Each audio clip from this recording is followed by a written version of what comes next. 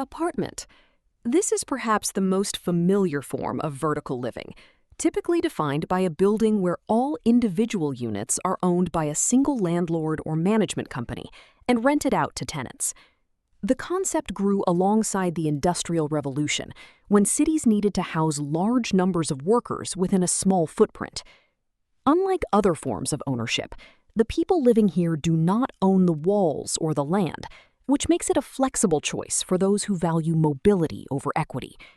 It provides a straightforward way for people to live in high-demand areas without the massive upfront cost of a property purchase. Condominium.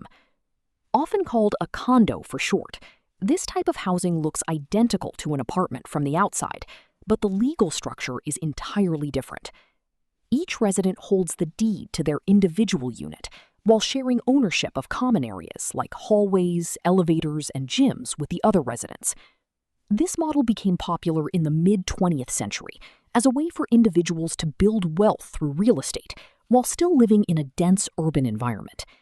It offers the financial benefits of owning a house, but removes the burden of exterior maintenance, as a homeowners association usually handles the heavy lifting. Studio apartment.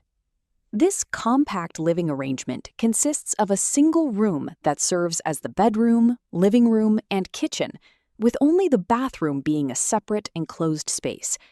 It was designed as an efficient solution for individuals living alone in expensive cities where square footage comes at a premium. While the space is limited, the lack of interior walls can make a small area feel more open and easier to maintain. For many young professionals and students, the studio represents an essential entry point into desirable urban neighborhoods that would otherwise be unaffordable. Penthouse. Positioned at the very top of a residential building, this unit is usually the most expensive and exclusive residence in the structure. Historically, the top floors of buildings were considered less desirable because they were hard to reach before the invention of the elevator, but that changed completely in the early 20th century. Now, these homes often feature vaulted ceilings, private rooftop access, and floor-to-ceiling windows that offer panoramic views of the city below. They are built to provide a sense of luxury and isolation from street noise, acting as a quiet retreat high above the urban bustle. Loft. These residences are often found in former industrial buildings or warehouses that have been converted into living spaces. They are characterized by wide-open floor plans, exceptionally high ceilings, and raw materials like exposed brickwork, timber beams, and visible ducting. The trend started in the mid-1900s when artists began moving into abandoned factory spaces because they were affordable and provided excellent natural light. Today, the style is so popular that developers often build new structures that mimic this industrial look from the ground up, catering to those who prefer an unconventional and airy interior. Duplex. In the context of vertical housing, this refers to a single apartment unit that spans 2 floors, connected by an internal staircase. While many people think of a duplex as a side-by-side house, the high-rise version offers the feeling of a multi-story home while being hundreds of feet in the air. This layout is especially useful for families who want to separate their social living spaces from their private bedrooms. By mimicking the flow of a traditional house, the vertical duplex provides a sense of privacy and scale that is often missing in standard single-level flats. Serviced apartment.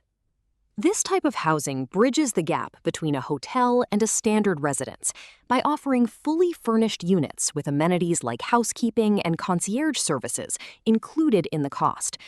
They are most common in global business hubs where expatriates or consultants need a place to stay for a few months at a time. Unlike a hotel, these units always include a kitchen and laundry facilities, allowing residents to maintain a more normal daily routine. They provide a comfortable, ready-to-move-in experience for people who are in transit or working on temporary assignments. Walk-up apartment. Found mostly in older urban neighborhoods, these buildings are usually 3 to 5 stories tall and do not have an elevator. Residents rely on the staircase to reach their front doors, which is a design feature from an era before modern lift technology became a standard requirement. Because they are often older, they might feature historical architectural details and thicker walls compared to modern glass towers. They are frequently more affordable than elevator buildings, making them a staple for middle-income housing in some of the world's most historic city centers.